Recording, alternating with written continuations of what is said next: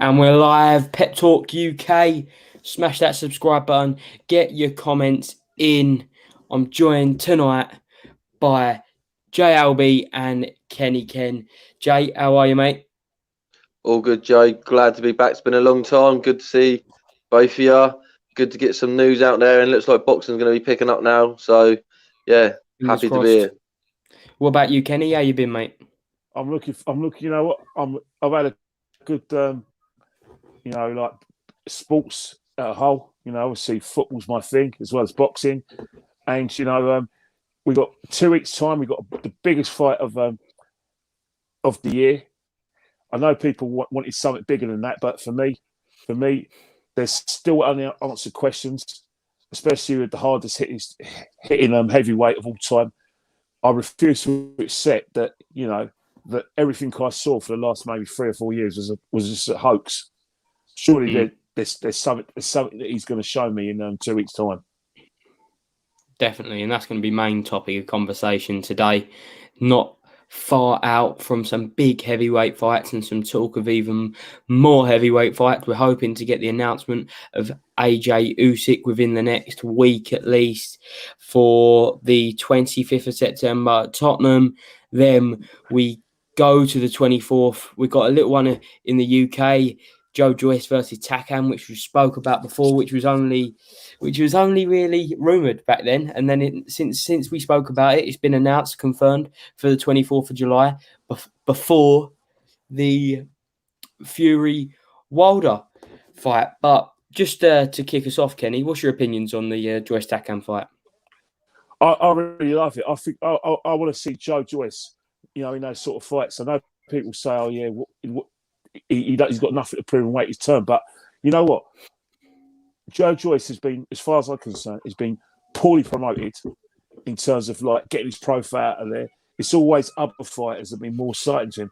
And, despite the fact that he's got a very good manager in Sam Jones, and Sam Jones is like promoting the life out of it, is basically singing his praises. This is a fight I really think is really good for Joe because, believe it or not, yeah, Joe will be the favourite.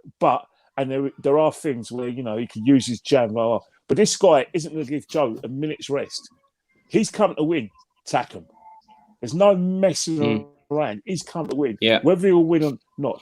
Remember, let's not forget that he walked into a couple of right hands for Derek Chisora, but he was bodying Chisora. In terms of Anthony Joshua as well, he proved very, very durable against Anthony Joshua.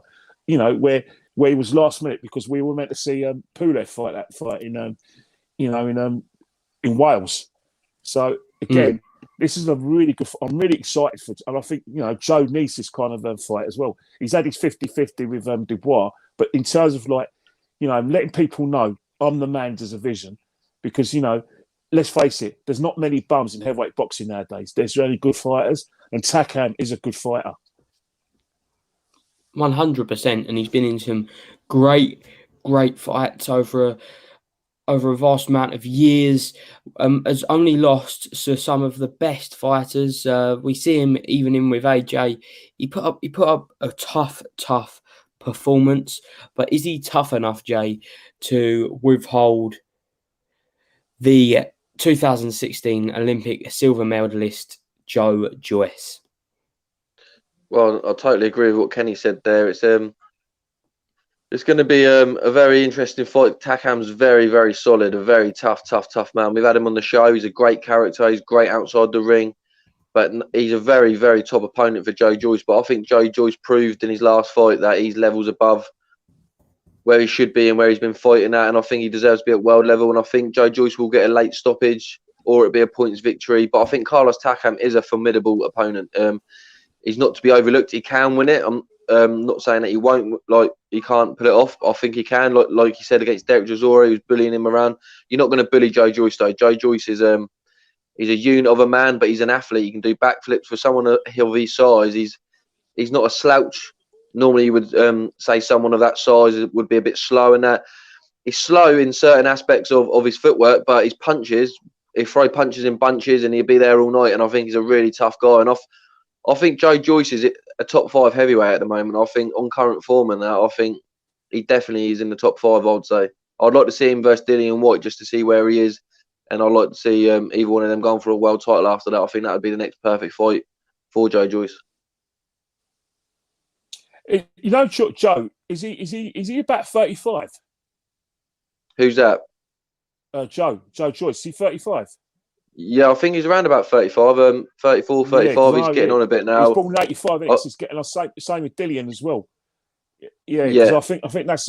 But I think what's happening now is that with the condition of boxers and their, in terms of their diets and in terms of like the scientific aspect, they can go on for a long time. You know what I mean? Yeah, 40 because, easy now. You see him now. Yeah, they're all athletes, and that's even Tyson's an athlete as well. You know what I mean? Oh yeah, definitely. These heavyweights nowadays, and most fighters that you see from Manny Pacquiao's coming back, a lot of these fighters, like you say, with their strength and conditioning, going into their late 30s, early 40s, and still being able to compete at world level. So, yeah, I think Joyce, he does need to push it in a little bit, but maybe he's got a year or two that he could get there. But depends how many defenses you want after. Is he just going to win a world title and then maybe leave it as that? But we'll see. But I think it's a good fight. I think Carlos Takam, as we said, is a great opponent. I don't know where you rank Carlos Takam in the heavyweights at the moment, Ken. Well, in terms of Carlos Takam, obviously, you're going to probably take a few marks off because of the lot of devise, but previous to that, he was a contender. He was a contender, and he was, yep. Prior to the fight in Cardiff with Anthony Joshua, he was definitely ahead of Derek Chisora, and he was ahead of Dillian Whyte in that respect. So, so it's only recently. All right, you're saying 4 years, but I still think Carlos Takam is up there. He's definitely in the top 20. There's no doubt about that in my mind. So you agree it's a good fight for Joe? I think it's an excellent fight for Joe because the simple reason is that because of Joe's size, he's got to prepare for everything because at the end of the day, Carlos Takam is 6'2". Most of the fighters nowadays, the top ones are about over 6'4", 6'5", so he's the same height. But this is another situation where Joe will practice his skills because he is going to have a situation where he is going to be on the Carlos Takam is going to try and get him on the back foot because he's going to come forward. He is going to go for the body. He's going to sort of create angles and movement as well. So obviously, this is where Joe will work on his jab to try and fend him off. But he has to throw a few right hands and left hooks as well. And Joe may be tempted to say, you know what, I need to put on a show here because the simple reason is that normally when you see fighters, there's two things they're talking about: i.e., winning to stay in condition, but obviously it's TV as well. If he wants to sell tickets, they want to see Joe Joyce put someone on the floor, knock someone out, and do it with a bit of brutality. But I think, Ken, a lot of people, the true hardcore fans, will understand that Carlos Takam is a great opponent, and if it goes to points, I think it'd be an entertaining fight. Either way, I think if it goes to points, it'd be a slugfest at times. I think Joe Joyce is going to have to have his chin tested, and Carlos Takam the same. I think Carlos Takam is a tough man. We've said that many times. 100%, he's a very tough man. He can be put down. Joe Joyce hasn't been put down. Joe Joyce absorbs a lot of punches. But you still don't want Joe taking them because, as much as we congratulate Joe for his work against Dubois, if you look at the rounds closely, the reason why I think that, Dubois' corner sent him out is because I've had Dubois slightly ahead on points. So it's a case of how much more can you give him? How much more can you give him? Can you put him out? Because taking him out was a big call because there was a lot of good things Daniel Dubois did during that fight. He did catch Joe Joyce with the hooks and right hands, and there is some sort of susceptibility. I'm not saying that Joe Joyce wasn't like concussed. Clearly, he was hurt, but he was scoring. So there's a lot of things that Joe's got to kind of work on because there were mistakes that he was making in that fight. But in terms of like the game plan, the jab, and working behind the jab, that worked ultimately and made to stop the fight. And that could be another, a main part of his arsenal, on the 24th of July. Yeah, Ken, I think the jab's going to be key for this fight. I think Joe Joyce applied the jab fantastic in the Dubois fight, and I think that leads him perfectly into the Takam fight because Dubois, similar stature, big shoulders, similar build to Takam.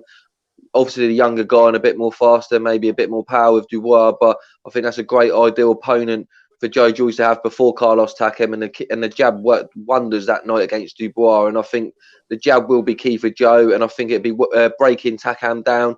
It'd be the jab to the body this time you're going to have to use with Takam, because with a guy like that, it's going to take a few rounds to break him down. Even with them, when Derek Chisora fought him, he didn't knock him out early in the fight. It was middle rounds, and they had a bit of a tear up. But like you say, Takam was winning that fight, but he also took a bit of lever himself. So, like, I think Joe Joyce is going to have to work the jab, work to the body, but also, like you said, he's going to have to mix it up with the left hooks and the right hooks, and do something a bit different. And I think Joe can do that.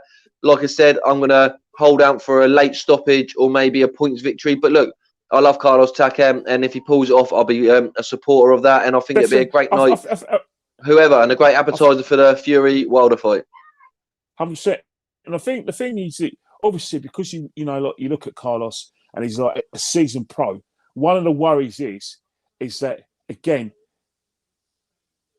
and I hope that he proves us right, that the endeavour's still there, the heart's still in it, because he's not so much a contender, but he's basically at gatekeeper status. Like sometimes when I fight as a gatekeeper, and they think, they give that impression, do I really, really need this? Especially if they get caught hard, and I think, oh, is he going to have that resistance where he's going to say, you know what, I'm going to go at this, and right, he's hurt me, but I'm going to come back at it? Because sometimes when you see a lot of fighters, because they've been in a lot of wars, that, the first time they get hit, that's it. You only have to look at Conor Ben. His fight, his most recent fight. This guy has been with a lot of fighters. He's lost about 7 fights, but he's been with some big, big names, Porter and everyone. But he's at the stage of his life, said, I really don't need this. So the minute Conor's caught him, that's it. He's gone. Because sometimes mentally, your punch would just physically you can take it, but mentally you think, I don't need this. I can't do it. Yeah, I can't lift myself and get my Yeah, with that point with the mentality, Ken, let's go into the next subject. And with the Londoner coming in here with a comment right here, Wilder is getting smashed within 6 rounds. We're going to the Wilder and Fury beefing with a mentality. What's your thoughts with all that at the moment then? Well, in terms of like Wilder, what's happening? He's selling a fight. But what's happening is he's selling himself to the American public. He has to, for him mentally, to get himself up for this fight, there has to be a reason why he lost that fight. There has to be a reason that he's a big, American hope, biggest puncher I've ever seen in heavyweight boxing. He's lost to a guy who should never, in his eyes, should never have beaten him. So he has to have a reason. He has to get himself up there. Obviously, that's how he sells a fight. He's selling a fight to the American public. This guy didn't beat me fair and square. He didn't knock me out. He can't knock me out. Blah, blah. I'm going to knock him out. Remember what I've done. And that sells tickets. So he has to sell that. But he has to sell that in his mind as well. Because can you imagine if he actually accepted that he lost to Tyson Fury and accepted that he got outclassed, then what will happen? He's going to think, you know what? I can't beat this guy. I can't beat him. I can't disagree, Ken. Yeah, I think the best thing he should have accepted it. This is the worst way that he can. This is the worst way to deal with defeat. Maybe sometimes. But can you imagine if he did? All right, say he accepted it. Right. There's 2 ways you go when you accept it. You either work on what you could do, or you say, you know what, I can't beat him. I've tried everything because he's had 2 fights with him. I've tried to knock him out of the park. Yeah, but this is where the championship mentality comes from, though, Ken. That separates you from the best to the rest. Do you know what I mean? He either goes, I've got to seeing it. Yeah, and that's the thing. I think it's going to go against him. Well, you know what? In 12 rounds of boxing, there are going to be things going against you. You're going to get hurt. You're going to get jagged. Referee might is going to basically say break, stop holding. There's going to be a lot of things that happen in the 36 minutes, because you look at it, the training you do for 5 months, that prepares you for that 36 minutes. But that 36 minutes, either way, especially when things are going against you, I'm going to feel like 3 days. Yeah. No, that is true, but I think... Oh, Joe's back. Yeah, welcome back, Joe. Sorry, I'm back. Hey, Joe. Go on, mate. I was going to say, what's your thoughts on it? Jump in. No, sorry, I'm at a new location today. So so it's in untested waters for the connection, and so far it's an epic fail. So I'm just at the minute Tell her to sort her Wi-Fi out. I'm hotspotting at the minute. I'm hotspotting. Tell your missus to sort her Wi-Fi out. I wish. Right. So I just think, in regards to what Wilder said earlier about, I'm assuming that's what you was talking about while I was gone, Jay. Yeah, just his mentality of going into this next fight and that, and what he's been saying. And just his comments today regarding that he's trying to mastermind a plan up to cheat again. For me, if he genuinely believes it, that he did cheat, then that's where he's going to start going wrong. But if he's just using that as a ploy to promote a third fight, to get hunger for a third fight, because if he accepts, if he comes out and says, he beat me, he knocked me out, there's nothing I could do on the night, then how can you sell that third fight, knowing that there's going to be a third fight? So it's all about his mentality, and no one will actually know his mentality, and probably until he steps in the ring. No, that's a great point, but I think the build-up would have been better because more fans would have been behind him, because they would have thought, look, he's accepted it, he's got a new team around him, there would have been more positivity around him. Look, maybe behind closed doors, he might have accepted it, and like you say, this could be a ploy to sell the fight, and I don't know if it is or not. Like the last fight, it's not really lit up like you see some fights, but like the week before, I'm sure it's going to go crazy. But I think some of the stuff, I don't know what his game is, I don't know what his mentality is, but I think the result's going to be the same, to be honest. Maybe earlier. I think that he kind of knows that. Just to say that he cheated the first time was ridiculous. It put boxing not in a good light. He's pretty much saying that the WBC's cheating, that the commissions are cheating, his own trainers, which he's come out, which we already know about.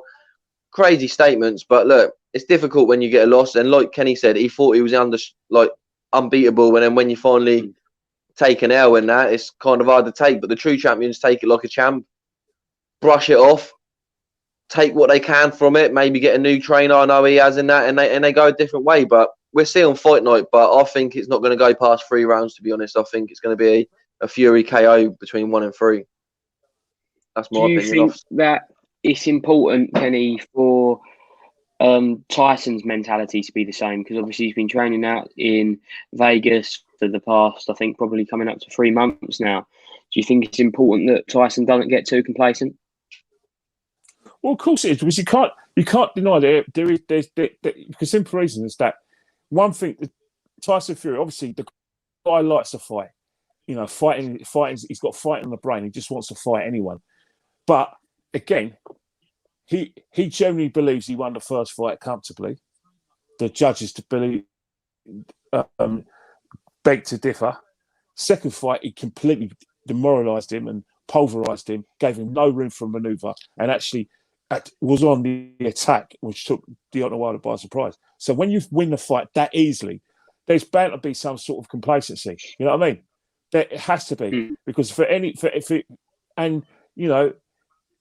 he's in a situation, he's in a place where, as far as he's concerned, this may not be the biggest fight in his career. The money fight and the big payday was Joshua, but between himself, and I mean himself, he basically, how do I say it? You know that expression, snatched defeat from the jaws of victory. Well, that's exactly what he did in terms of his antics and his impatience for a fight.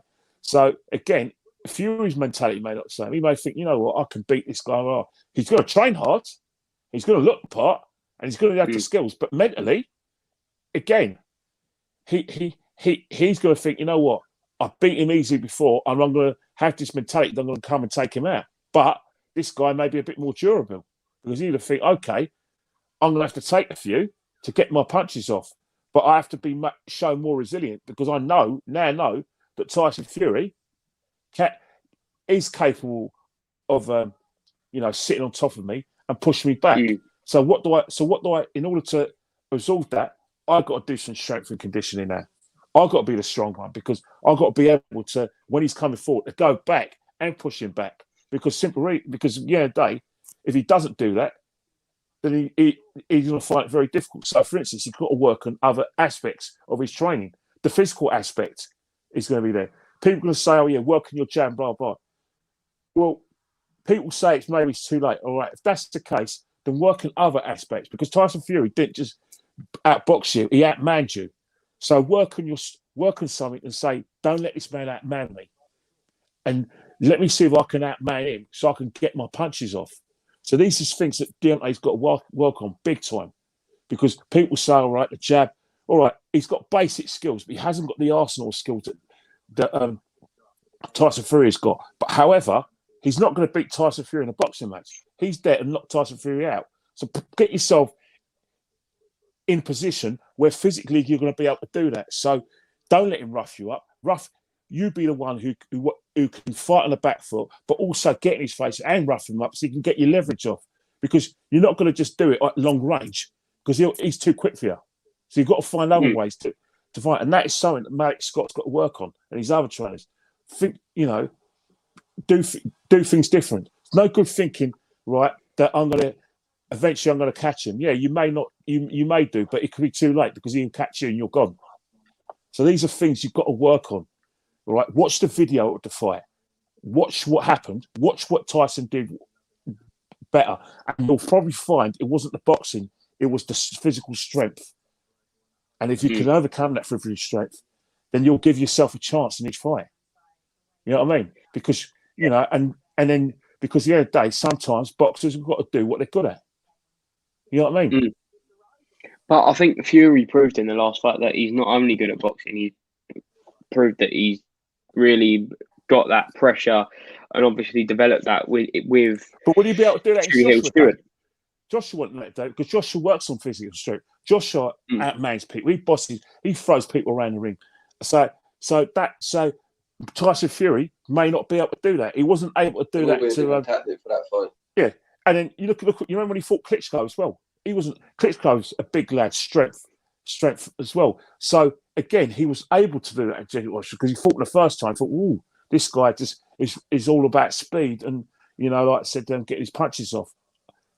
You know what I mean? So look at Anthony Joshua. Look at someone like Klitschko. Even though Klitschko got outboxed, but look at areas where you can't be outstrength and then work on that. Little things like that could make a difference. Really could make a difference. Jay, what do you think of this question that's come up? Because I haven't actually really thought about this, and I think it's really interesting. BG London says, what will the perception of Wilder be if he wins in the UK? So what do you think the UK perception will be of Wilder if he does win and turn that loss into a win and avenge his only loss to Tyson Fury on July 24th? I think the perception will go up. I think obviously Tyson's never been beat. I think depends on the style of the victory as well. If he brings out some new tools. Look, I've liked some of the stuff I've seen of Deontay in training. I think what he's doing is quite impressive, different from what he'd done before. But look, it's all right doing it with Malik Scott in front of you, but the real telling point will be when he steps through them ropes and he's looking at the guy who beat him in his last fight, and it's just them two and the referee. Like we say, boxing's mentally probably one of the toughest sports, along with other fighting sports, because obviously you're going in there and you're risking your life. That's parcel of what you're doing to try and win that fight. So look, that's when it kick in for me. But look, I've been impressed with him, and if he beats Tyson Fury, I'll be very impressed. He goes to number 1 in the WBC, be world champion. The chips are in his corner. It's like when Anthony Joshua beat Andy Ruiz. He come back and he took back what was his. So look, Deontay Wilder will go straight back to the top. In my opinion, look, we all know what he can do, but fighters can improve.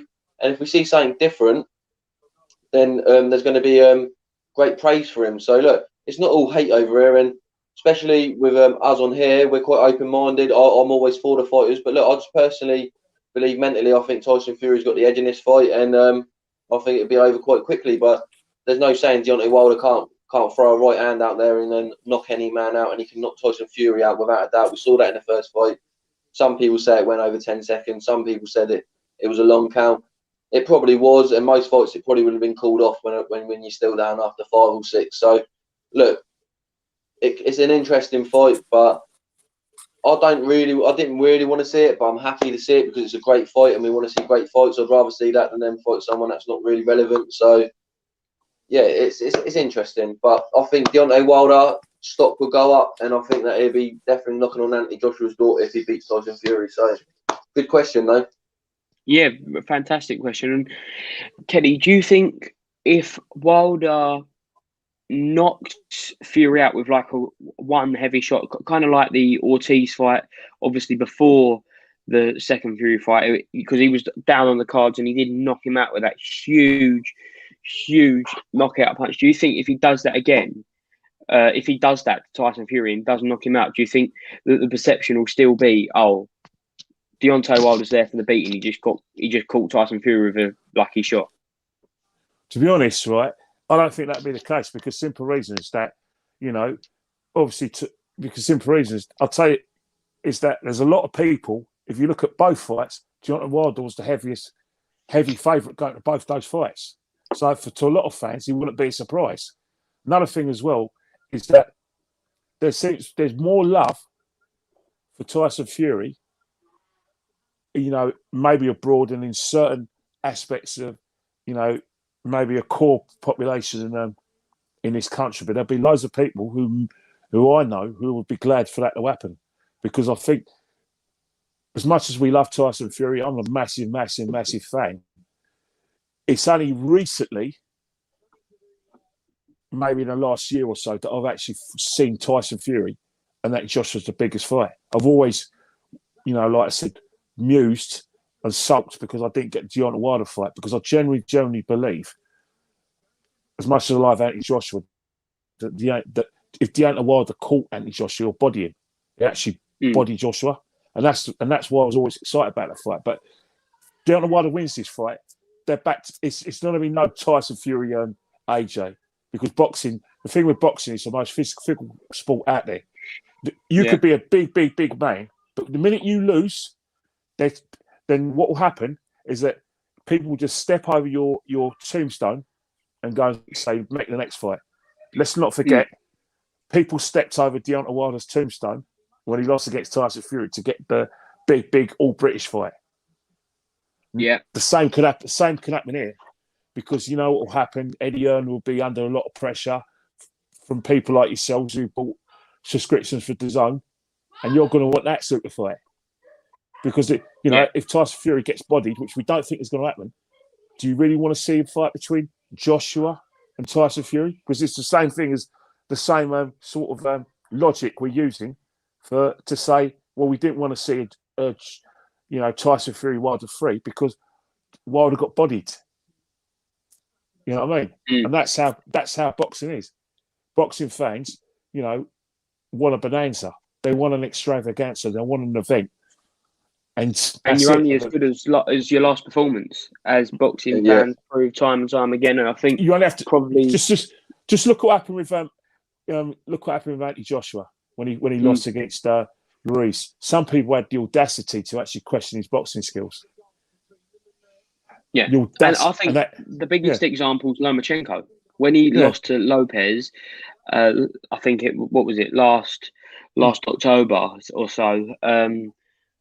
People kind of forgot about him. They was talking about the four kings of the lightweight division in Ryan Garcia, Gervonta Davis, Teofimo Lopez, and Devin Haney. And we'll talk about Devin Haney later in a separate story. And you're kind of thinking, okay, where's Vasily Lomachenko here? Like, he was the Ring Magazine champion. He held every single belt apart from Teofimo's. I think it was his WBO belt. I think it was his WBO, which Teofimo beat Richard Comey for. And it wasn't until last week or the week before when Lopez beat Nakatani, people are like, oh yeah, there is that pound for pound double Olympic champion, once known as the unbeatable Matrix in Vasily Lomachenko. So you are only as good as your last fight. And I think boxing fans have short memories. In some respects, I think that would be fair to say, because I think we're all guilty of it in some ways, because you just look and like a lot of people gave Ruiz a chance in the second fight. A lot of people made Ruiz favourite in the second fight between Joshua, and now look at the odds for Fury and Wilder. Fury's the overwhelming favourite, but what people can't forget about Deontay Wilder. And do you think that is a worry, Jay? People are forgetting about Deontay Wilder and what he does best. Well, if that's the case at the bookies, people put down a Wilder winner or a knockout, you're going to get some good odds for it. And look, like I said, it could happen. It's a heavyweight division. There's always knockouts, pretty much. And Wilder can knock any man out, as we already stated. So, look, I think Tyson's a very intelligent fighter. He's got great boxing knowledge, and he ain't going to overlook Wilder. He even said in the second fight, he got clipped in the first round and it buzzed him. So we know that the guy's got power. So, look, I think there'd be a cautious approach to it and I just think that anything can happen. That's why we love boxing. And I think if Wilder wins, we'll all be surprised, and it'd be just as much as an emotion reaction as if Fury won, because obviously it does make the heavyweight division interesting. What's going to happen with the anti-Joshua?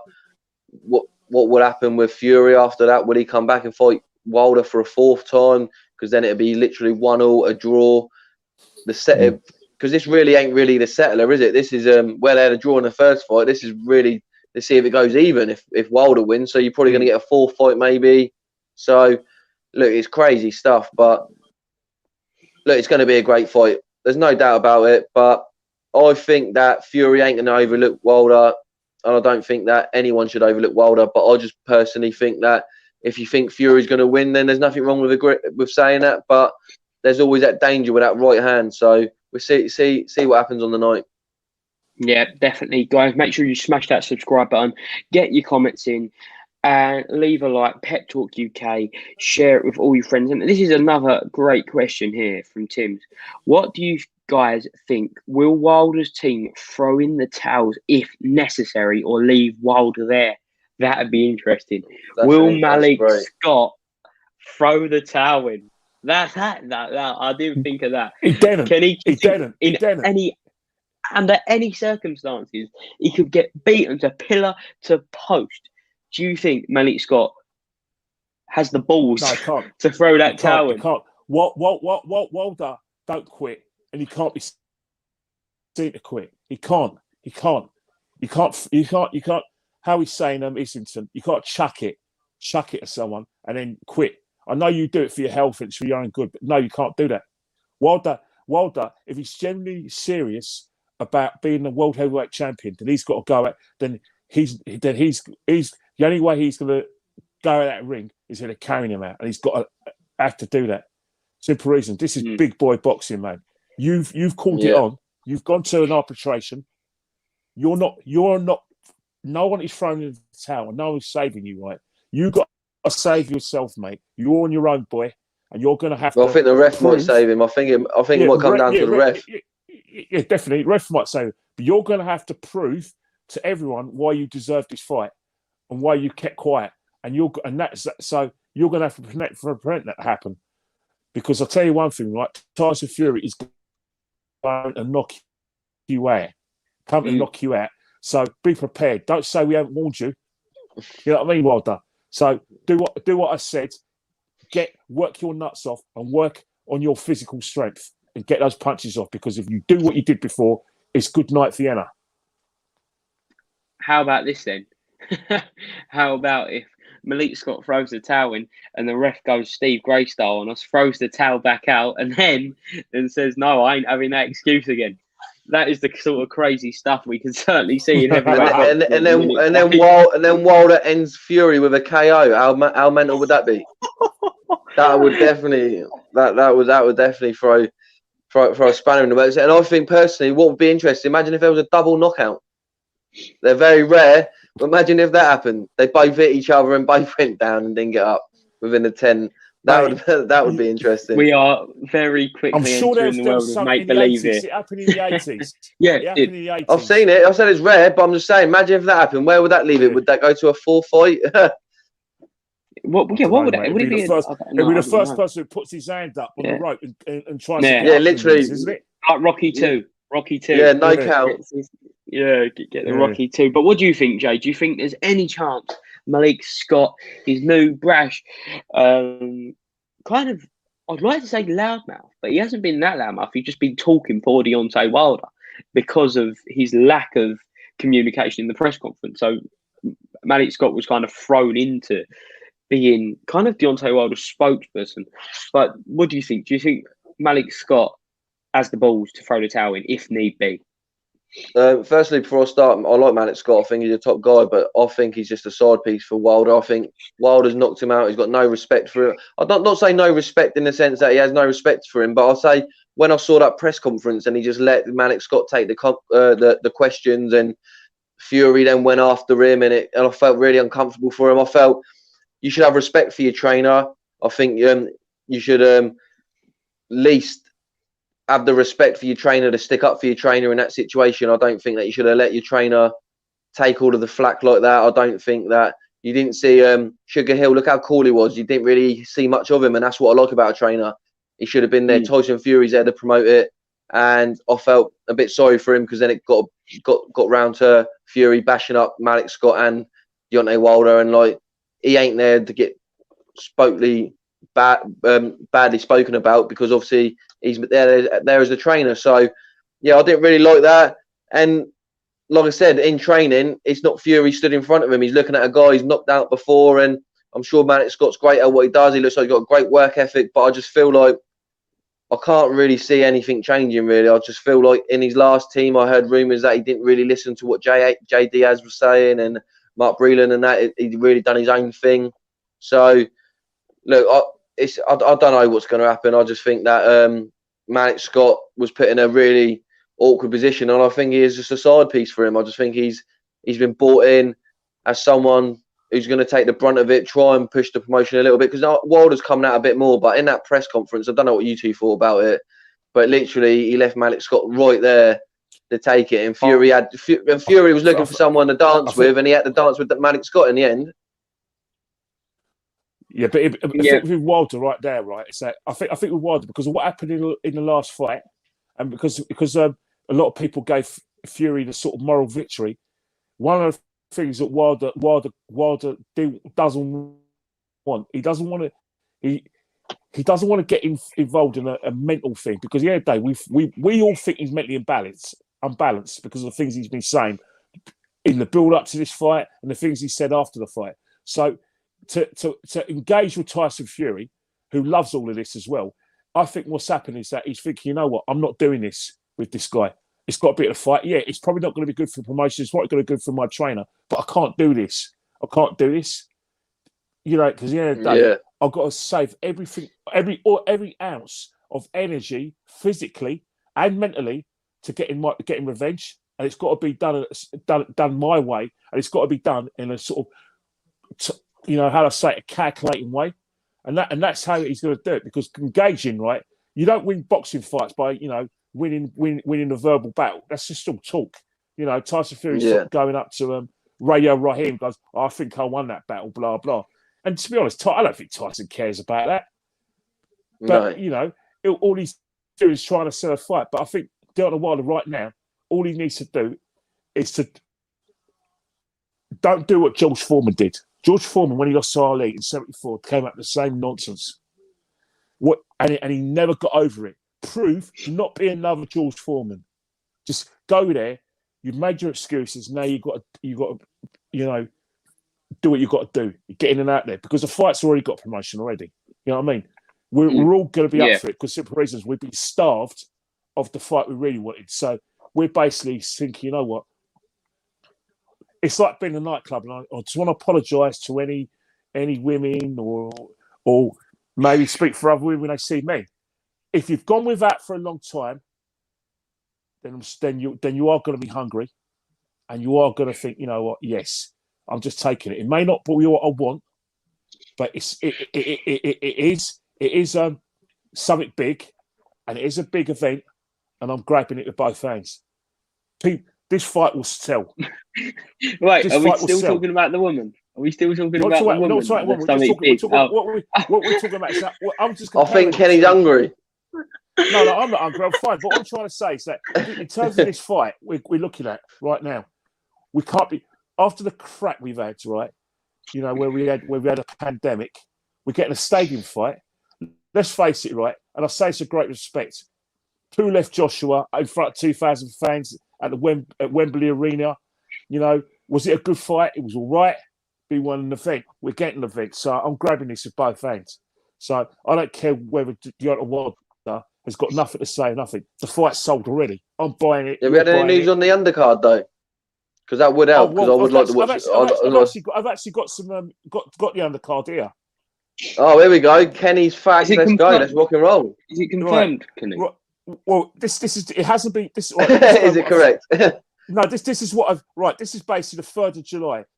Right, the undercard has been confirmed on the 3rd of July. So on the 3rd of July, we have Gerald Anderson versus Vladimir Tereshkin, heavyweight title fight.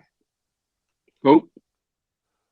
Robert Helenius versus Adam Kalnacki. The rematch. Helenius beat Kalnacki in the first fight. And then we've got just before lockdown. That was just before lockdown. And we've got Frank Sanchez against Efe Ajapa. Yeah. Nice. Yeah, well, look, a couple. Look, that's what I wanted to know. So there's a couple of tasty heavyweight fights there. Yeah. We've also got. I've just got it up on box track here. We've got Alberto Puello versus Ranches Barthelemy for the WBA interim super lightweight title. That's another WBA super light title. We had WBA regular for Tank Barrios. We had the WBA super for Taylor Ramirez. God, the WBA are rocking them out. But can I just say, what a fight! F.A. Jagba versus Frank Sanchez. That is the sort of fight I love. Come on, that's 15-0 versus 18-0. And they're two, obviously, Sanchez has got the amateur pedigree. F.A. Jagba, this young African, being compared to Anthony Joshua, really big. We're in two separate cultures here. And I love to see them coming together. And that fight kind of reminds me of elements of Dubois versus Joe Joyce, that fight. Yeah, definitely, 100%. Especially with the fighters across the pond in America where they're fighting at the moment. Frank Sanchez is an up-and-coming heavyweight and is a great opponent, like you say. So I think that's a great fight. And also, it's a great appetizer because we've got Joe Joyce and Takam earlier in the evening. So for all them people that have been starved and hungry, like Kenny was describing earlier, that's a great night of boxing on the 24th of July. You're going to get your teeth sunk straight into that. And that's going to be a long night. That's a fantastic night of boxing. I think BT, fair play to them for doing the Joe Joyce fight that night. And I think, yeah, I'm looking forward to it. A heavyweight banger of an evening. Yeah, 100%. And I don't know if you see it yesterday, the Eddie Earn interview with Boxing Social. I saw bits, yeah. He brought a really interesting point up that there still hasn't actually been a UK broadcaster announced for this fight, which is very, very strange. What fight are we talking about? Fury Wilder. Well, no, it's on BT Sport box office, isn't it? It's on BT Sport. It's on BT Sport. I'm pretty sure it hasn't officially been announced. Oh, it's all right. Let me just have a look at. Let me just go in my Bible. Into Kenny's Bible. All right. Like it's not actually down as one of their pay-per-views yet. Whereas usually, you know, like when Sky announced the fight, they announced we know pay-per-view. All right. So we know that Eddie announced that Joshua's fight with Usyk's going to be on Sky. Yeah. Right. This is it. So this is right. All right. This is what I've got in front of me. It's expected to be shown on ESPN pay-per-view in the US and on BT box office in the UK. Yeah. And this was announced last week. It's because BT Sports have matching rights to it. So pretty much someone can compete with them. So pretty much, if Sky offers, I don't know, I don't know how much these fights go for, but if Sky offers like 100k for it, obviously it's going to be more. And if BT offer 100k, then it goes to BT. They have matching rights. Oh, okay. All right, so it's right. Let's have a look at it now. This is like the 6th of July. This is the 6th of July. So this is today. Today. So let's have a look at the one. We'll have a look. So what tour is it? Right. It's saying it's saying it's yet to be confirmed. So Eddie's not Eddie's telling the truth. He's saying that BT Sport only should be on BT Sport. We haven't heard anything. So it could be. So, you know, maybe the DAZN got it. Imagine. Watching a big fight like that on a bloody phone or an iPad. Well, they probably have the app. They probably have the app. They might have an app running by then, Ken, in a couple of weeks if they're going to do that. You never know for the TV. Well, they have got an app. I've got the app. We've got the app. We're watching it on our devices. No, for the telly, Kenny. For the telly. Like for your telly. Not for your Rocco box or something, your nail box or something. I just find, you know what? I'm gonna make a few phone calls, and because I've got a few people in BT Sport, and I'm gonna find out what the hell is going on. What's going on? Exactly. Because we know BT Sport have got because if we go like, all right, let me go look BT Sport listings. This is really interesting now because, like I said, we're doing a show. We're not sure where the fight is going to be on. Excellent, isn't it? Yeah, that is an interesting fact. But let the viewers know, Italy are 1-0 up, just to let people know. I've just seen it. It's Chiesa. Chiesa. It was a nice Chiesa. Nice counter-attack break. Spain just missed a chance. Ayahaba. It's just missed a City. He didn't even get the ball in. They brought on Morata as well. I think so. Like Spain are working their nuts off, but they just can't put the ball in the net. Let's go BT Sport. Did you see, Joe, on the undercard for the Fury fight while Ken's checking it out quickly? Is Isaac Lowe on there, is he? He normally fights on the undercard. Hasn't been announced yet. Yeah, no. So I can't tell you that one yet. He does usually fight on the undercard, but that's a good point. That because Tyson usually likes him on the undercard, and we was talking about obviously a fantasy fight with him and Jordan Gill. If that fight with AJ was going to happen, and they had the but that's I had the cross promotion. That's a fight I'd still love to see. I think it would happen if that fight was Fury. I've got some bad news, guys. There we go. I'm looking at BT Sport. All it's got is it's got the fights. It's got the Takam Joyce fight that's been announced. We have no announcements for anything that's going to pay-per-view. So again, exactly, something's not odd here. Imagine if there was no UK rights. Fight TV, here we come.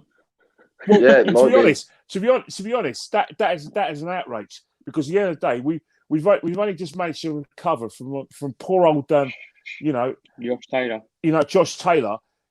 He's probably the undisputed. In my opinion, the undisputed lightweight champion can't even get a gig on our TV. That's a disgrace. And I'm not too funny, right?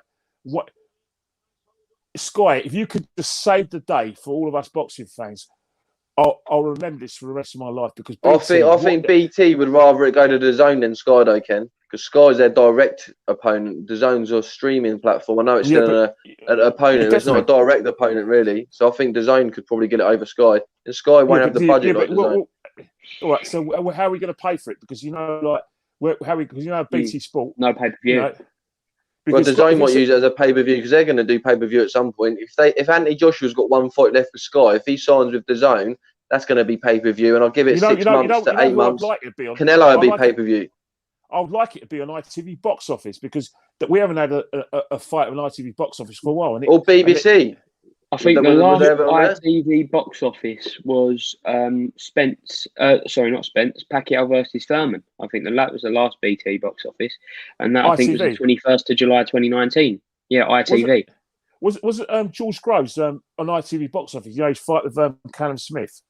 Yeah, that was before that though. That was before the fight with. What about James DeGale versus Chris Eubank Jr.? That was an ITV box office. Yeah.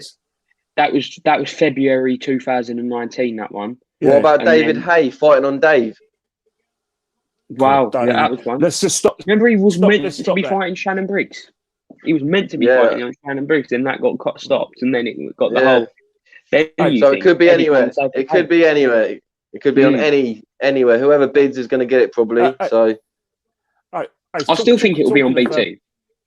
we hope so. Talking about Dave, let's talk about this great announcement of Eddie Hearn's talent. Let's get into this. Let's DAZN get talent. into this. what talent's this then? Well, you could go first, Jay, because Eddie Hearn promised us a Hall of Fame, like commentary team and all these for DAZN, and he's made this announcement. So I'll let you go first because I'm still in shock. Yeah, no, definitely. Me and Joe have spoke about it a few times and that, and I'll start off with Darren Barker and Chris Lloyd. I think that's a great appointment. To be fair, they're a great team. They work on the media side. They've been doing a lot of YouTube work, so that made common and business sense that them two went there. And I think Chris Lloyd does a great job. Young, I don't know how young he is, but he looks young and fresh on the TV and on YouTube. So I think he'd be a great face for them. Darren Barker, obviously a former world champion, personal favourite of mine. I love Darren Barker, so I think that's a great appointment. So I can't be swayed on that by anyone. So I think, and then they're a great team. They're a great duo. They work well. They bounce off each other. So that's a great appointment. Maybe we'll go on to what ones are you not happy with, Ken, and then maybe I can pick some opinions. And then you. No, we'll go through them all first. We'll go through them all. All right, okay. Tony Bellew. No. Let's go back through it. Darren Barker and Chris Lloyd, isn't it? Darren Barker, Yeah. Chris Lloyd. Well, they already worked for Matchroom, so it wasn't a surprise for me. And again, it's something they're already doing. So I kind of thought, all right. I wasn't surprised. He didn't knock me off my feet. But yeah, Darren Barker, I've got a lot of respect for him, his boxing knowledge. And I do believe that it'd have been nice to see him get a chance. Oh, okay. So Eddie Hearn didn't like what Kenny was just about to say, and cut him from this live link. So it means be will carry on. Say. Be careful. Yeah, be careful. Eddie Hearn's always watching. Yeah. So I don't know if Ken's coming back on. My drama is a. No, I'm joking. Here we go. Here he is. Here we go. Oh, Sorry, he's back. Sorry, everybody. You will not cancel Kenny. No. It's basically, I've always wanted to see Darren Barker get a chance to express himself on a mainstream boxing channel, and he's getting a chance. Chris Lloyd, I just want to see him as well because he's someone. I want to see him get a chance. For that, mate, I'm extremely happy with that. Shall I go on to the next one, Ken? Yes, please. All right, so then we got, obviously, I'll keep with the tradition of who's been on there before, and then we'll get into the juicy ones near the end. So we got Tony Bellew. He's obviously, yeah. So you got Tony Bellew staying on there. Another favourite of mine. So I don't know if me and Ken are going to clash here. I think he's all right. I've heard he's not going to be on all the shows, which I think is fantastic because they're going to mix it up now and again. So yeah, look, he's a former world champion. So if you've accomplished stuff like that, obviously he's a friend of Eddie. He's obviously kept a few friends on board, which he should do in life. And they've never done him no wrong. So, yeah, I'm okay with that. Maybe we see Paul Young there coming in. We get a viewer involved. Look, Paul Young says there, Tony Bellew, too biased. Too biased. Personal opinion. Won't agree or disagree with you. I think he's great knowledge. I think he's got great IQ in the game, and he's a former world champion. So, Eddie said it yesterday. Even Eddie said it, Jay, that he can be biased sometimes, which is important to choose. That's a good thing. What you said there. I like that because it's his personality. Yeah, because he's close friends with the fighters. Give it 5 to 10 years, maybe not 10 years, but 5 years when his close friends ain't fighting no more. Then it's a bit different. And he's from Liverpool. They're very passionate. Tony Bellew's a very passionate person, and it's difficult to take that out of somebody. He's not really media trained in that sense. He's openly said that he doesn't really like doing too much media. I know he does a lot of it, but he's because he's such a high personality and he's a brand in his own sense where he become a world champion and he's big in the boxing world. He kind of has to do media duties. But look, he's not media trained in the sense of you're going to tell him how to feel and how to react with things. So you're going to get them sort of reactions. So for me personally, I don't mind them. But with people like Paul Young, I can see it from the other side where he's too biased.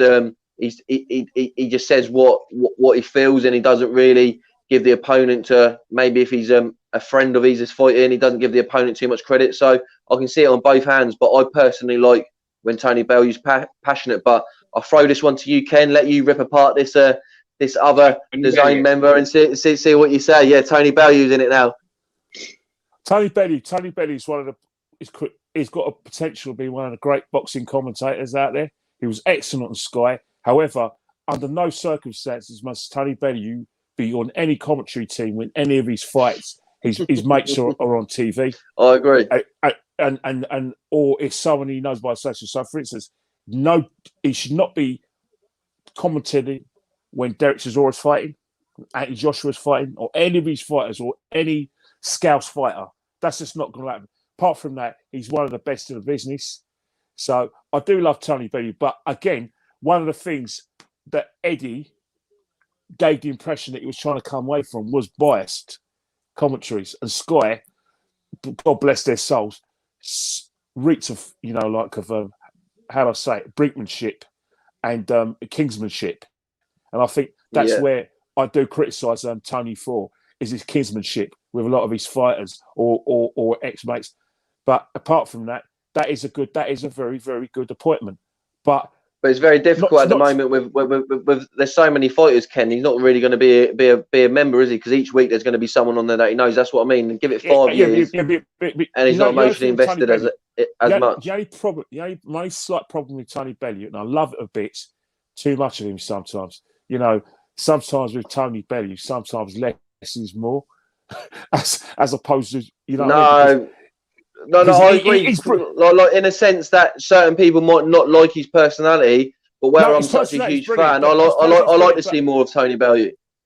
No, in terms of like Sky, sometimes and just sometimes, right, and that's one of the reasons why I want to see him not commenting on his mates, because sometimes he gets too emotionally involved when his mates are in fights, when they win fights, and we want to see a bit of professionalism, you know what I mean? This isn't like a Big Brother, the announcement of someone who's won Big Brother and Love Island. It's a boxing match, and we want some professionalism. We want impartiality. And I think that's where I do argue against Tony Bellew sometimes. There's a lack of impartiality. Understandable, but he's got an opportunity to be one of the great boxing broadcasters. He could be a Jim Watt if he wanted to, but he's got to be less biased to be like Jim Watt, because he's got everything in his locker to be a great boxing analyst and co-commentator. I think they have him as a pundit because they're clever, DAZN, and also with Eddie Hearn, because when he reacts like that, it's a lot of views. It's a lot of brings a lot of attention, even though sometimes it's not great, but it still brings a lot of attention. But yeah, like we're all agree, we do like Tony, and I think that he'd be a good pundit and also a good commentator in the future. So we'll go on to the next ones, Joe. If you want to go with this one, I'll let you lead with the next one. I know it's a favourite of yours, as you know more about him than me. Obviously, I do know him, but I'll let you talk about him. We'll go hang on. We'll lead up to that one. All right, you go for one more before then. Actually, no. We'll save him till last. Save him till last then. All right then. I'll talk for another traditional one. Andy Lee.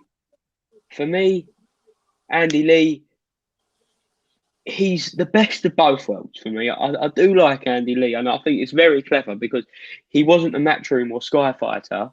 I know Sky. I say Sky because Matchroom were with Sky for so long, and he's got that level of independence. He works with Tyson Fury. He works with Joseph Parker, and he's just generally known as an all-round nice guy, a trainer, and he's not afraid to say what he feels. And we've seen that on the 5 Live commentary, which obviously we'll get onto the 5 Live commentary a little bit later. But yeah, Jay, Andy Lee. Great appointment. I think that he's very well respected in the boxing gyms. Every time I hear a professional talk about Andy Lee, it's always positive stuff. I think obviously he's got Joseph Parker, and I think it's going to be good for people to see when like Andy Lee's someone in the gyms that are going to say, look, DAZN are doing great stuff, and fighters are going to want to sign for DAZN. So also it's a great person for someone to look up to. Like you say, he's a great role model. I think he was a great fighter, and I just think he's so well respected, Andy Lee, that it's a great appointment. You can't really go wrong with it. It's good knowledge, great IQ. He's a great talker, like you said, with his BBC radio stuff that he does and that. And also, It's just knowledge of the game. That's it. The knowledge. That's what they want on there. That's what they're going for. I think they're going for a lot of knowledge, and that's what boxing fans like. And also for the casuals that are coming in, the way that he will present it, the way that he speaks, will be quite good for the casual fans, not to get too bamboozled with what's being said. They get what he's saying, and yeah, I think it's a great appointment, and it'd be great to see what your opinion on Andy Lee is, Ken. Andy Lee's one of the great boxing minds out there. You know, like I said, he was a great fighter, great champion. He's an excellent trainer. Plus, and the thing is, he knows the game. And the thing about it is that he calls a fight. What you see is what he's going to call. No nonsense, no biases. And I think, I don't know, and we do like a bit of like unbiased commentary. Plus, we like to basically, I want it to be like a Roy Keane. And if you watch like some of the European matches, sometimes if you go on YouTube, go and watch some of the Irish pundits on radio, television there, and they call it as they see it. Andy Lee is that kind of pundit I want. Call it as Steve Collins. I used to like him when he used to. Yeah, I agree. No nonsense. No trying to show empathy for the fighter. Just say this is what happens. This is how he did it. He did this. He was brilliant at this, but he could have done this better, and he's made a mistake here. That's what we want to see.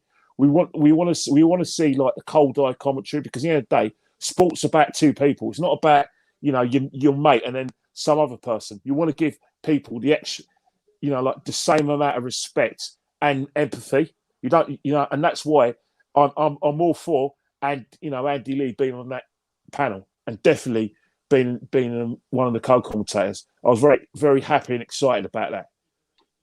No, I think me and Joe both agree with that, Ken. And also, it's great hearing your opinions on it. Obviously, I said about his great IQ, and like you said, I think everyone in the boxing world, from whether it be the gyms, trainers, ex-fighters, current fighters, people who are like Eddie Hearn and that, everyone knows what a great brain Andy Lee's got. And so far, Ken, with this disastrous DAZN team, we've gone through 5 members, or is it 4 or 5? And you're pretty happy. Can I just interrupt you guys?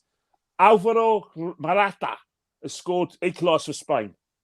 Oh, no, thank you. Yep. I'm a bit delayed on the game, I think, because I'm on the app on the tablet. It's normally no. I don't really care who wins. So it's fine. TV. Go and watch it on proper TV. Ken, I've been demoted to the kitchen tonight, mate. So look, I'm doing the best I can. I'm doing the best I can. Good, mate. Yeah, house full. So yeah, but look, like you said then. So half the team so far you're happy with. We saved Joe's favourite till last, but we'll get crack on to the next one. Laura Woods. So obviously you're a football man, Kenny. You would have heard of her on Talk Sport. I've seen her on there. I've heard her on there. I think she's a great talker. To be fair, it caught me off guard. I think it caught maybe a few people off guard, but she was presenter of the year on Talk Sport, so she's a great presenter. She obviously is going to have to learn boxing very fast. I don't know what her knowledge is on it at the moment, so we're getting interested in here, because obviously with these sort of people, obviously I don't know much about them either, apart from what I've heard on TalkSport. But yeah, she's a great talker. She looks fantastic. Obviously, if you've seen Time Boost video, me and Joe spoke about it, it'll probably give you a different reason why they've been picked for DAZN and Matchroom and that. But obviously, I'll be a bit more politer. They look great. They're good on the social media. They're good at what they do. I think it's a shock because they don't really know boxing personally. I would have liked the Nicola Adams in there, or someone that's Jonas. I know that he's going to have fighters coming in on the show, and we'll talk about that. His fighters coming in, but I would have liked someone maybe involved in the game, like a female fighter or an ex-female fighter, to come and do that, but with another presenter. But they've gone with two different presenters.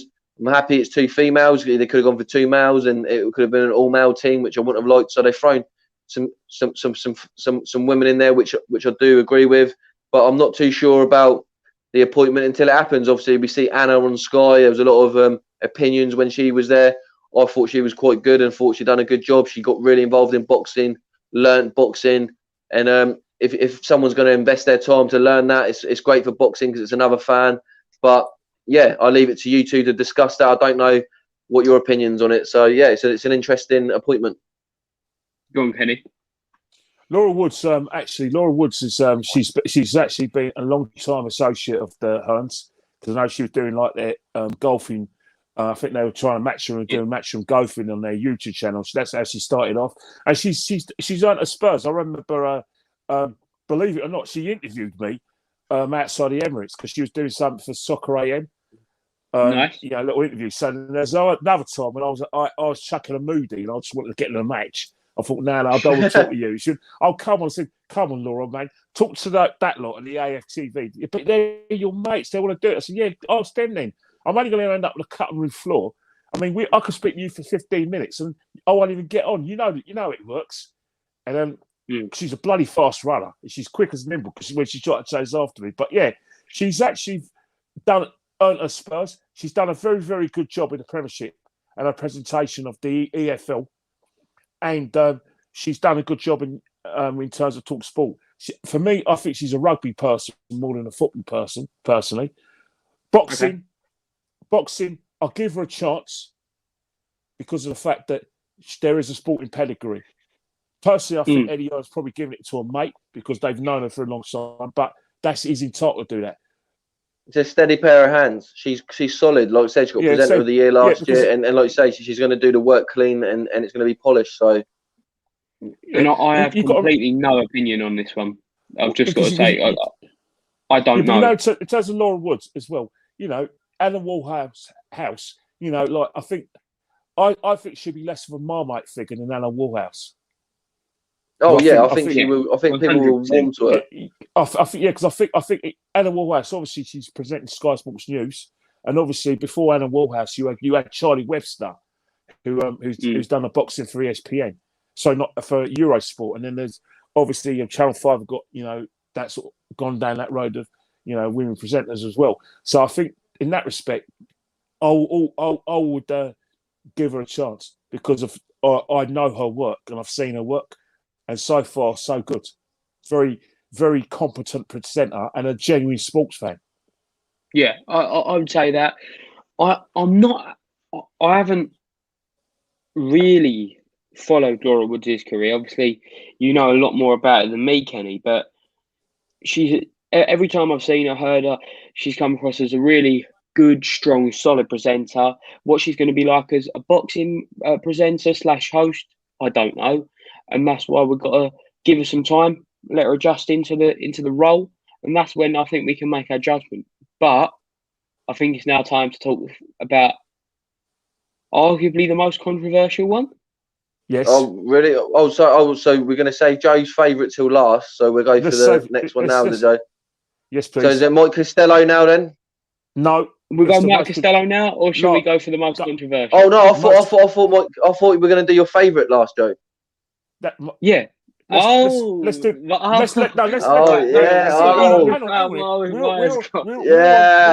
on it, guys. We're on women presenters, so we have to give. Yes, we have to go on the next one. All right, we'll do Joe's favourite now. Then we'll do my jammer. Yeah, no, look, here we go. So no, kidding. I'm only kidding. I'm only having a little tease. No, yeah, she does what she does. She's a great presenter. I said to Joe at the time, I just didn't understand. I just didn't understand because I was so shocked where it was going. I just didn't know what was happening, and I thought, wow, like I just didn't see it coming. So yeah, but look, give her a chance. She's been doing the Euros with Crouchy. She does that stuff with Crouchy, but it's football based. I don't know what her knowledge is going to be, but look, I think she'd be perfect for after the fights when the fighter after they're fighting that, and she's going to be. I think she might be the presenter that does that thing. I think Laura Woods is going to be the main presenter with the pundits, and I think my jammer might be the after fighter interviewer, talking to him before the fights and that, going into the changing rooms and stuff like that. I think she's going to be the one that's going to mix with them. She's got great social media, and I think she'd do a good role in that job because obviously you're not in the thick of it, you're not doing the main presenting duties, and she's in there getting her reactions, and she's a good person with people. She's a good people's person. So look, the proof will be in the pudding, but yeah, I'll let you two tear up this one and see what you two think about this appointment. You think, Kenny? Well, the thing about it, right, it's where we're going. Like I said, Eddie Hearn, purposely likes to work with younger people around him in terms of like younger producers who basically and he wants a younger audience. So if you want a younger audience, then you are going to make appointments like this. because there are some people who generally believe that if you've got loads of people watching you on YouTube, or you've got a lot of people, like I said, listen to what you have to say on Instagram, you've got big followers on Twitter, Facebook, then you're actually good at what you do. You know what I mean? So and Eddie Hearn's just gone for views. Respect for that. I respect that. But in terms of what I want, she's not exactly what I had in mind in terms of the talent, and it's something to knock me out of feather. She isn't a boxing person. She isn't even a football person. She's no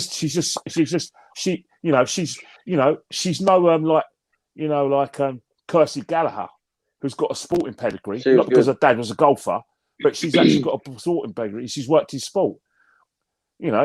But remember, we're going for their streaming service, the zone, and aren't they, Ken? It's a different way. So they've gone for Laura Woods for the professional sporting background. Mara Jammer's there for the social media, the fun times when, like I say, interviewing the fighters and stuff. Fair enough, but why don't you get someone who's got a sporting background? She hasn't got a sporting background.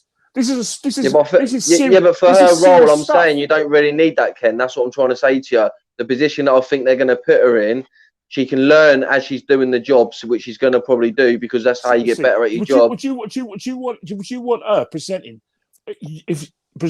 Joshua versus Fury, or Joshua versus Wilder? Because I don't. This is serious business. But I've seen her with Anthony Joshua and stuff, and she, like I say, I think she'd be good with the fighters, getting the content. They'll be doing other content where she's interviewing fighters. It's what role you put her in. You're not going to put her in the Laura Woods role, Ken. They're going to find the spot for her, and she might be doing more media stuff. Maybe we should do more media stuff, but all I see from Mara Jammer is this sort of Love Island presentation. She's not doing a football show with Crouchy. That's not a football show. That's just a comedic show that happens to talk about football occasionally. It's not a sports show. She's not a sports presenter. No. Yeah, but that's what they'll probably do with her with this. That's what I'm saying, Ken. She'll be backstage. She'll just have to do the research of the fighters, and she'll get their reactions. That's what she's going to be doing. Like, I think BG London's got a comment in there. I think that's for you, Ken. He's put in there if Joe wants to read that out at the bottom there. I don't know you, BG. But what I'm trying to say, right, is that I'm a boxing fan. This is boxing. I'm not into this sort of YouTube young person's load of pseudonyms and bollocks. I'm sorry. This is not a good appointment. This is just Eddie basically doing what, and I respect him for it. I don't like it, but I respect him because guess what? Anyone with half a brain would have thought about that, because yes, she gets a lot of views, and you want to attract the casuals. So Eddie Hearn has never been about boxing people. It's always been about the casuals. Respect, because guess what? The casuals will put you and I in a £10 million mansions in Highgate, rather than the boxing fans is going to put us in a semi-detached in Barnet. So I get it. I do get it. But I don't have to agree with it. Right. Well, there's another comment there for you. There's another comment there for you there as well, Ken.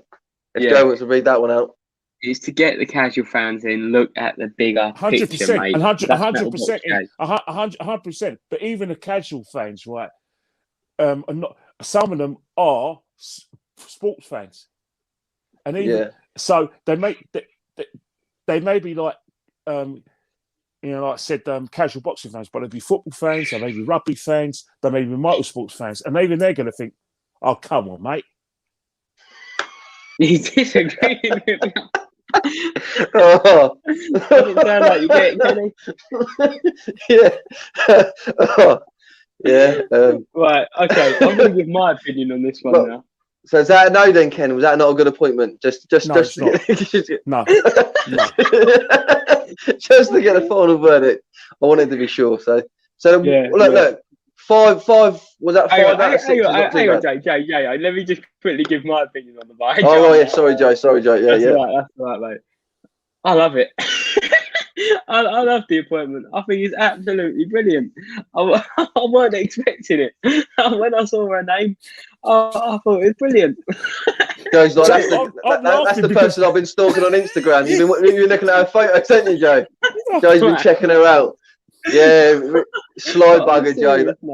On a serious note, right? We can say what we want about that. On a serious note, I can't get serious now. But right, on a serious note, I was listening to TalkSport the other day with an interview. It was the Boxing Extra show with Gareth A. Davis, and it was an interview with Callis Howland. And Callis Howland said, for absolute, this was in relation to the signing of KSI for Wasserman Boxing, which is a whole other thing. But when KSI was sorry, KSI, Look, don't look at me. Don't look at me and talk. All right. So you look at me, I'm putting you off clearly. I'm just waiting for Mailbox to write another comment. Sorry. Right, Mailbox, I do get it. It doesn't mean I have to like it. Oh yeah, sorry, Joe. Right, when KSI, when they signed KSI, they was like, right, so why have you signed KSI? KSI. You're winding Ken up again. You're going on about YouTube boxing, Joe. You're prodding the ball. You're prodding the ball. But the way it all happened, right, is Callis Howland said that ever since he can remember, the average age of the boxing fan was 40 years old, and that hasn't moved. That Eddie Hearn's tried to bring it down, he's bring it down slightly, but it's still around that 40 years old mark. And people like Maya Jama, think about it. You've got Maya Jama, then around her.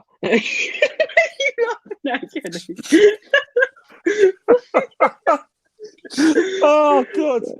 Carry on. Put you off. You've got Maya Jama, and then around her you've got like great men like Bellew, Andy Lee, and they'll be surrounding her, and like they'll be surrounding her with what? I'm digging myself a hole. Right? No, is it a good appointment, Joe? Do you agree with it? Let's move on. It's a great book. It's a great appointment. Well done, Eddie Hearn. I will shake your hand, sir. Now, stop laughing. Well, I'm not going to laugh. I'm going to laugh. I promise I'm going to behave myself. Okay, cool. Because this is Joe's favourite now, Ken. This is Joe's favourite. This is my real favourite. This is my real favourite. Right. Mike Costello. Hey, yes. Come on.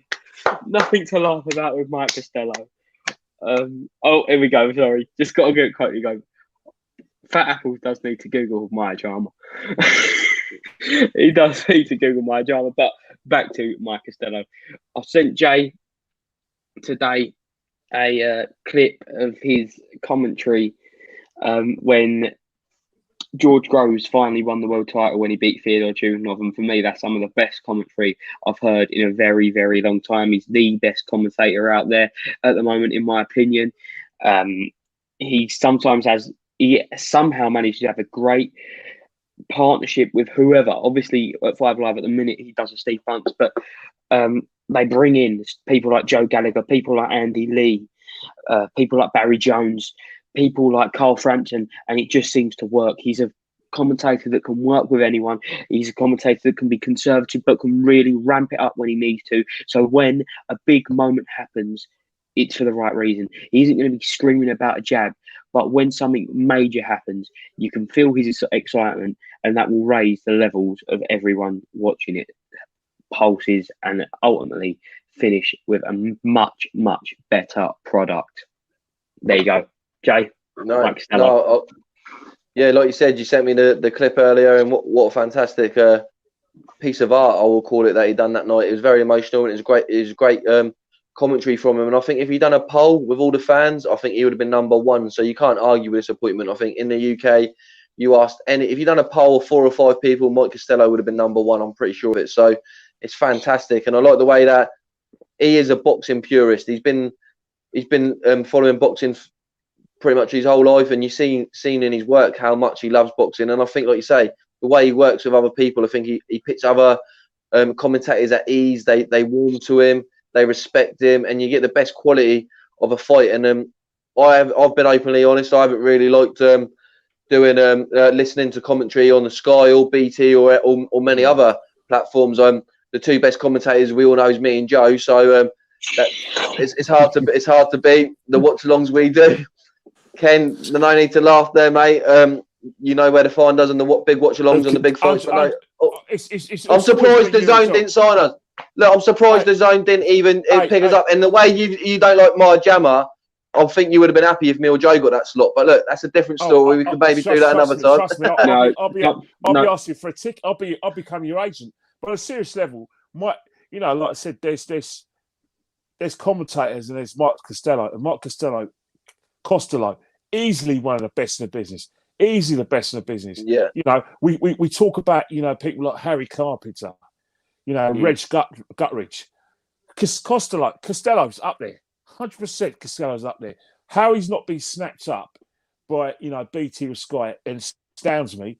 And I just think that Eddie Hearn has salvaged his product by getting this Hall of Famer commentator. I'm sure he's paid a lot of money as well. I'm sure he paid a lot of money for him. I think with Mike Costello, I think it would have been very, very hard to get him away from BBC, because I think what's happened is, again, you get the feeling that he's his own boss, and he's got a really good team around him, and it would have taken a lot of persuasion and a lot of and I think Barry would have been in his ear, come on, mate, help us out, mate, and this is the package. And I think, but the thing is, because Barry would definitely have an ear, because he is one of the best in the business, and obviously Eddie would have known about his work, because Eddie works for the BBC, because he's got his Eddie's got his podcast for the BBC. Hopefully, on a serious level, hopefully the BBC will get some sort of highlights, boxing highlights from Design, because come on, Eddie, help us out a bit.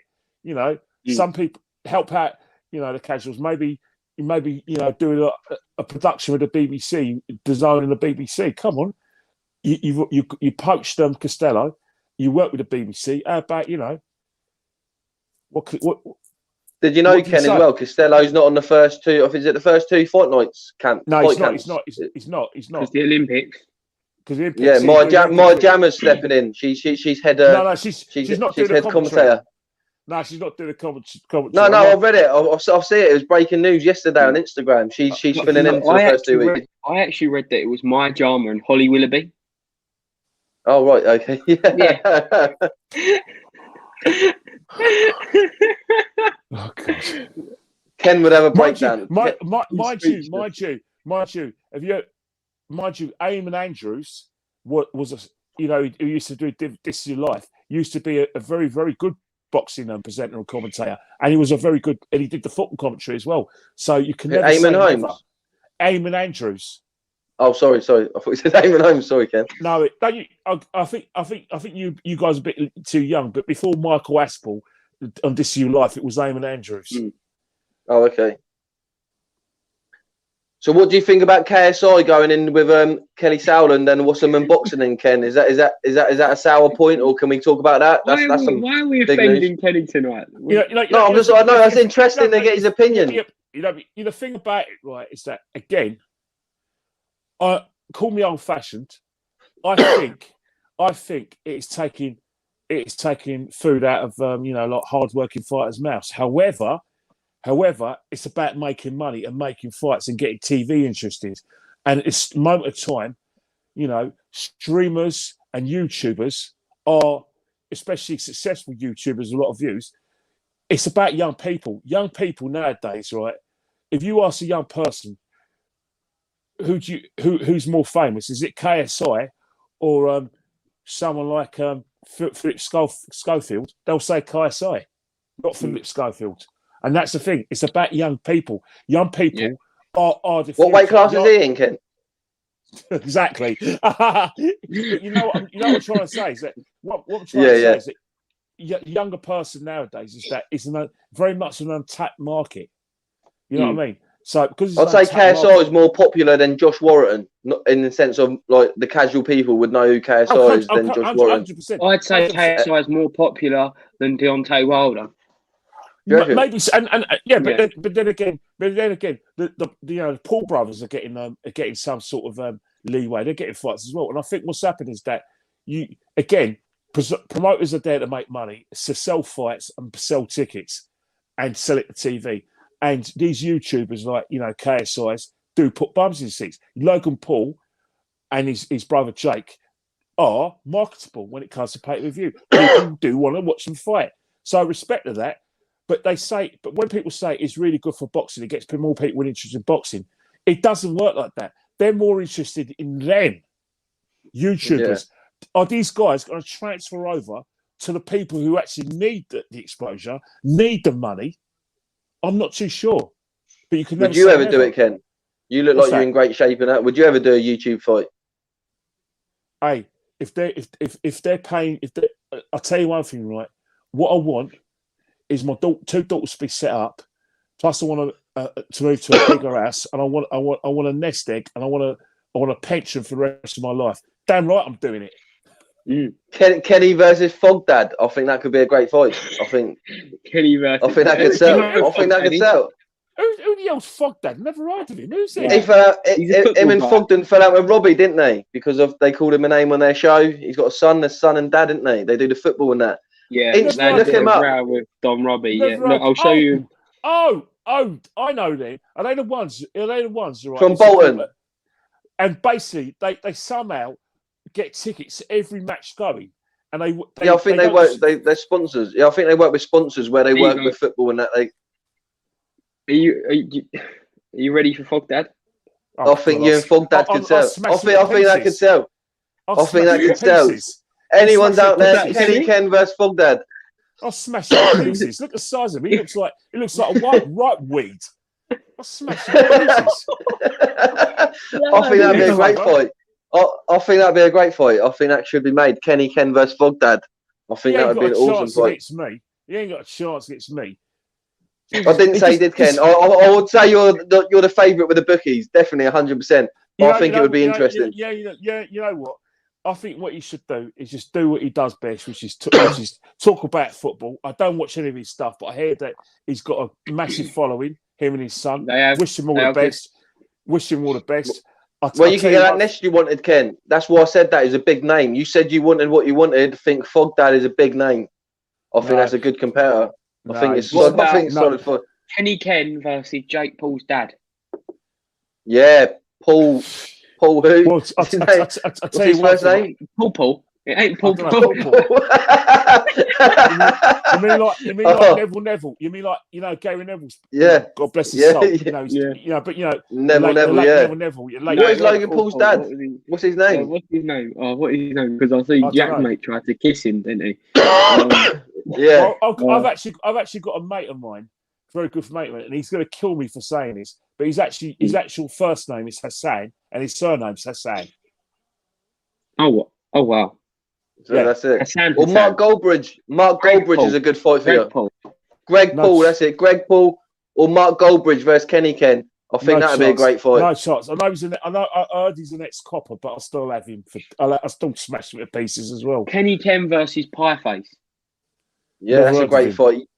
Check him out. I think that'd be a great fight. I think that'd be the young dog versus the old veteran going at it. Right? These, after you're just talking about people I just never heard of. Well, you're nothing to fear, Ken. You're nothing to fear. Young people, though. That's why we've got the likes of Maya Drama and KSI in boxing at the minute, because that is KSI's out there. Kenny can get numbers. I've heard of KSI, and I know he's got a brother, but in terms of the other ones, I think I've heard of Gallagher, but apart from that, it's what I think the thing with the YouTubers, if you don't mind me saying so, sometimes I just wish they'll just talk about their respective sports, i.e. football or boxing, and not talk about their beef. Yeah, Dave, we don't want to hit. We only watch you to hear about your opinions on the sports that you cover. 100%. Yeah, but I think they're interesting, though, Ken. I'd like to see you in the ring. If you don't take them fights too seriously, they can be fantastic. And if you laced up the gloves on, I'd love to see it. Don't laugh, right? All this fighting talk, I'm in deep trouble. I've just been told my dinner's been in the oven for about an hour and a bit. No, that's cool. If you got to go, you're hungry. You're in fight camp, Ken. You got to get that strength up. And look, we're trying to promote that fight. We're trying to promote that fight for you. Yeah, but we still got more topics to discuss. 100%. We got more topics to discuss. Kenny, if you got to go, mate. If you got to go, yeah, we'll wrap it up here. We'll have one quick word before we go on. Yeah, Charles Martin and Dillian White. Oh, very Jesus quick Christ. word. That's it. Very. Go on, Ken. Kenny, don't forget your dinner's in the oven, mate. Yeah. Oh, don't make me. You know what? When I saw Charles Martin, when I first read about what he said, I kind of laughed, and then when I saw him say that, I'm thinking he is making a bit of a comeback, and I think what's happening is that I think this is just a payday because Dillian White has been. I think there's a lot of people who don't like Dillian White because they're angry with him because of the way he is a trash talker. He let's face it, he hasn't got a good word to say about any other fighter, which I love because that you got to have that sort of That's his confidence. mentality. Your mentality. But Charles Martin to come out with that, it's actually a very good ploy because at the end of the day, Eddie Hearn does want to get Dillian White's name out in America. And Eddie Hearn's now doing a lot of stuff with DAZN, obviously, and Sky are big as well. So Charles Martin would be an absolute fool not to put his hat in the ring because he's seen Dillian White. He knows Dillian White would like to take a punch. He knows Dillian White can body anyone with those left hooks and right hands. But he thinks, look, I've seen Dillian White get knocked out by a punch he hasn't seen coming. I'm on the way up after I've lost against Joyce. Why not?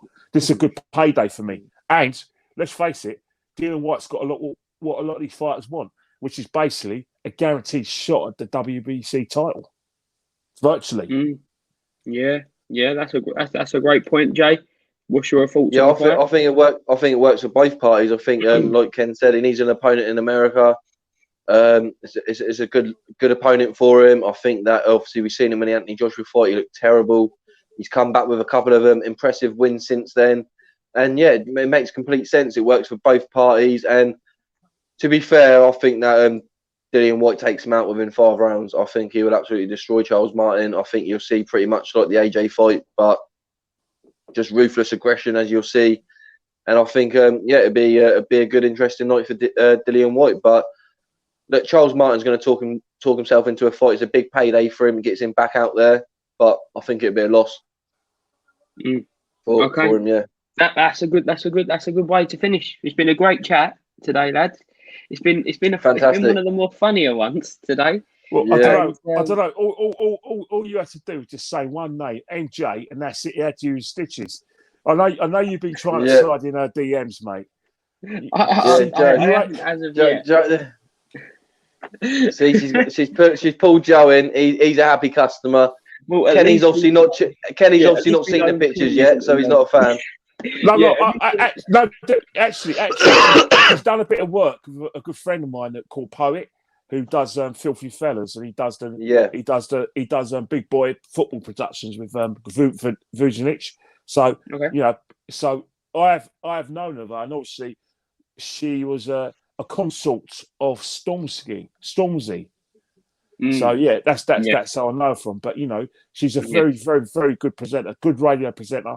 But in terms of boxing, maybe I'm a Philistine, and maybe I just look at people and think, you know what, just stay out of my territory, just do what you do best. And, I'm one of those people who just said, I don't want strangers in here. You know what I mean? So sometimes you just have to diversify because who knows? It might work. It just might work.